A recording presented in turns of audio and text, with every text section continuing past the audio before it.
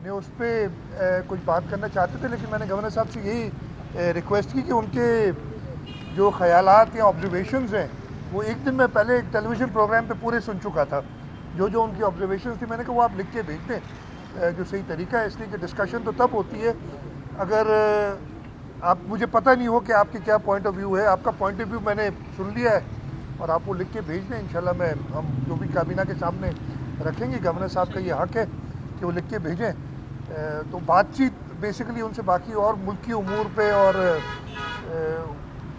काफ़ी चीज़ों पे बात हुई, लेकिन इन दो केसेस के बारे में कोई, दो जो बिल और ऑर्डिनेंस है इसके बारे में कोई बात नहीं। नस्ला टावर वाला अनफॉर्चुनेटली सुप्रीम कोर्ट की जो ऑर्डर है उस पर उसको सुप्रीम कोर्ट का हुक्म जो है उस पर तामील हो रही है, लेकिन सुप्रीम कोर्ट ने किसी एक शख्स की निशानदेही नहीं की कि ये ए, बी या सी की वजह से ये गलत है। उन्होंने बस कहा कि जी ये गलत है और विदाउट आइडेंटिफाइंग एनी वन। हम जो ये ऑर्डिनेंस हमने गवर्नर साहब को भेजा है और जिसका जवाब मैं उनके टीवी पे तो सुन चुका हूँ, लेकिन राइटिंग में भी नहीं आया मेरे पास, और उनके पास है आइन के मुताबिक उनके पास 15 दिन है जवाब देने के लिए। फर्स्ट को हमने भेजा है, उसमें स्पेसिफिक ये है कि कमीशन बनाया जाए। वो कमीशन रिटायर्ड सुप्रीम कोर्ट के जज या रिटायर्ड हाई कोर्ट के जज उसको करें हेड, और ये कमीशन में वो सुओ मोटो भी ले सकता है या कोई अप्लाई करे कि जी ये मेरी इर्रेगुलर बिल्डिंग हो गई है, उसको दुरुस्त किया जाए, और वो सारे जायज़ लेके उसकी जो भी रिक्वेस्ट होगी या जो सुओ मोटो लेके वो चेक करेंगे और हमें आइडेंटिफाई करके देंगे। हाँ ठीक है जी, इस पर इतनी पेनल्टी लगनी चाहिए, इसमें गरीब लोगों के पैसे या जिन लोगों ने अपनी इन्वेस्टमेंट की है वो ज़ाया हो रही, इस तरीके से हो सकता है। और इसके साथ साथ हमें वो कमीशन निशानदेही भी करके दे उन इदारों की, उन शख्सियात की जिन्होंने गलत अप्रूवल दी है उन्हें, और उन पर एक्शन ले। तो ये कानून में बिल्कुल है। वैसे भी मैंने इसके लिए एक ऑर्डर दिया हुआ है नस्ला टावर के लिए कि जो अप्रूवल्स दी हैं, अनफॉर्चुनेटली मैं वो केस की अब मेरिट पे इधर बात करना मुनासिब नहीं है सुप्रीम कोर्ट की, लेकिन मेरा पर्सनल ये ख्याल है कि इसका कोई और तरीका हो सकता था इसको गिराने की बजाय। जो अगर वायलेशन थी थोड़ी बहुत, ठीक है, इसमें वायलेशन अगेन फिर मेरिट पे चला जाऊंगा, ऐसी नहीं नज़र आ रही थी कि ये पूरी 14-15 मंजिला इमारत को और उनके सारे मकीनों को बेघर भी किया जाए, उनकी इन्वेस्टमेंट भी ख़त्म की जाए।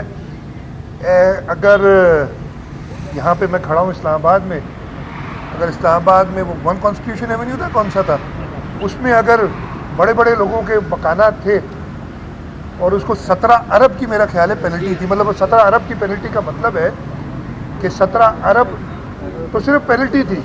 मेरा नहीं ख्याल है कि नसरा टावर इतने पैसों का है पूरा। वो अगर रेगुलराइज हो सकती है, अगर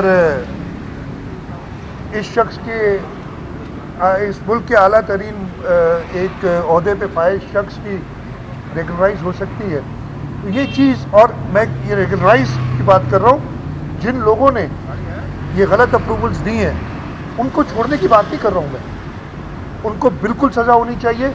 अनफॉर्चुनेटली सुप्रीम कोर्ट ने किसी एक को आइडेंटिफाई नहीं किया। अगर सुप्रीम कोर्ट आइडेंटिफाई कर देती, केस ये काफ़ी अर्सा चला था, बड़ी डिटेल्स में कहते बातें, आइडेंटिफाई कर देती तो हुकूमत पाबंद होती है। हुकूमत सुप्रीम कोर्ट के ऑर्डर पे चाहे या ना चाहे तो नस्ला टावर गिरा तो रही है ना। और अगर वो कह देते कि जी आप इन्वॉल्व हैं या ए अलिफ बे या कोई इन्वॉल्व है, तो उसमें हुकूमत क्यों नहीं एक्शन लेती।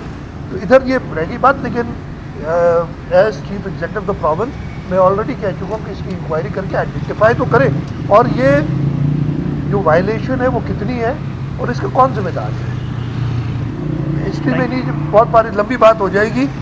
ये अगर आप देखेंगे तो ये तो 1950 में पहली लीज हुई, 1957 में दूसरी लीज हुई, 1980 का एक सुप्रीम कोर्ट का, हाई कोर्ट सिंध का केस चल रहा था, 2010 में उस कोर्ट का फैसला आ गया और हाई कोर्ट ने उसे कहा कि जी ये जो एक्स्ट्रा ज़मीन दी गई है ये ठीक है, लेकिन इसकी मार्केट प्राइस थे।